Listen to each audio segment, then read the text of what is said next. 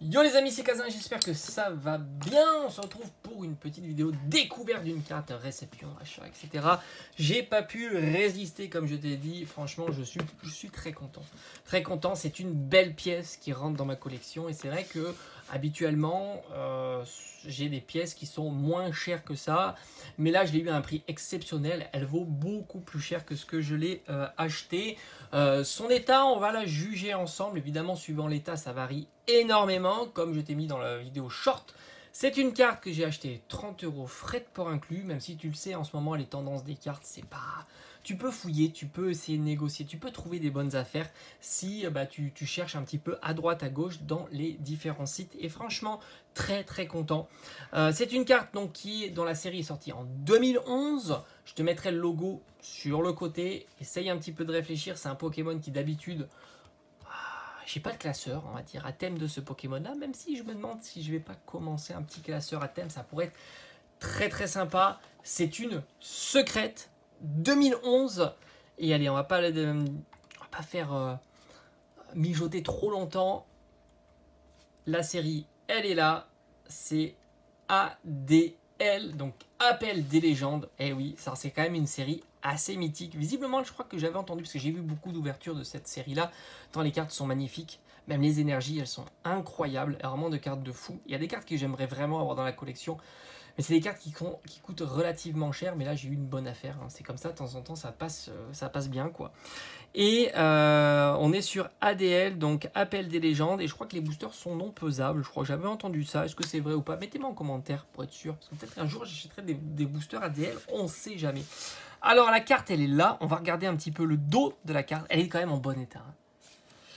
C'est ce qui m'a fait tic, hein, quand même. Enfin, sur les photos. Ah là là. Alors, là, le bac. Alors, évidemment, il y a des défauts. Attention. Il y a des enfoncements, des petits enfoncements ici. Ici, on a un enfoncement ici. Après, c'est compliqué de dire le bac, il serait évalué à combien. J'en sais rien. Peut-être qu'un jour, je l'enverrai en gradation, cette carte-là, parce qu'elle le mérite. Il y a les petits points blancs, etc. Pour avoir vraiment un visuel sur la note. Parce que c'est vrai que ça influence. On pourrait avoir un facteur 2 hein, sur le prix. Hein. Donc, c'est compliqué d'avoir un vrai prix hein, sur ces cartes-là. Mais franchement, elle est tellement belle. Ça me fait tellement plaisir de la rentrer dans la collection. Surtout que j'ai pas beaucoup de secrets de ces époques-là. Et on y va. Et on est sur... Et oui, c'est Entei secrète. Donc c'est la SL3 de ADL. Et franchement, j'adore. Vous le savez, le côté un peu vintage comme ça. Les bords dorés, argentés comme ça. C'est super joli. C'est ce qu'on retrouve chez les Prime aussi. Et je suis un fan absolu hein, de ces cartes vintage maintenant. Ça fait plaisir. Le devant est encore plus propre. Je vois pas de défaut sur le devant. Peut-être un petit peu des petits micro-cornures là. Mais c'est super propre. Et franchement, alors je ne sais pas estimer cette carte là. Parce que comme je t'ai dit, suivant l'état de la carte, ça peut valoir beaucoup plus cher. Et il faudrait avoir plutôt une société qui la grade, hein, comme ça te permettrait d'avoir une idée plus claire un petit peu de la note. Est-ce que c'est un 6, est-ce que c'est un 7, est-ce que c'est un 5? Moi, j'en sais rien. Peut-être ça pourrait être un 5, un 6 ou un 7, et ça influence énormément. En tous les cas, super content. On va la mettre dans la petite sleeve, nickel, en plus, nickel. Hein. Et on va la ranger dans le classeur. Alors, j'ai mis dans un compartiment classeur un petit peu fourre-tout. Fourre-tout sur un format de carte, voilà, qui est un petit peu, bon pas là, hein, parce que ça c'est des radieux.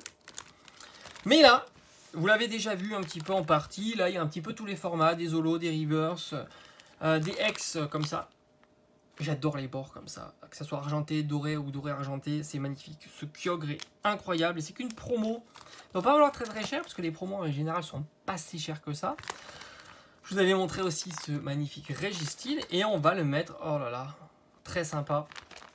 Et on va la ranger, elle va attaquer la page suivante. J'avais mis aussi, j'avais fait une rentrée aussi de ce Viridium secrète que j'avais trouvé aussi incroyable. Je ne sais pas si vous vous en rappelez.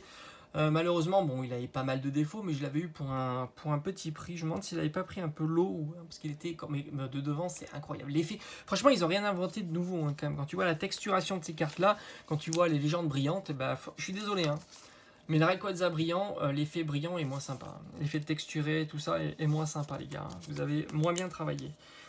Et oui, c'est comme ça, c'est dit. Allez, j'aimerais bien rentrer le Pingoléon qui est incroyable. Et on va la rentrer ici. Mais elle est chère, la Pingoléon. Mais peut-être qu'un jour, en étant patient, tu peux faire des bonnes trouvailles. Allez, j'espère que ça t'a plu. Puis on se dit à bientôt pour de prochaines réceptions, évidemment.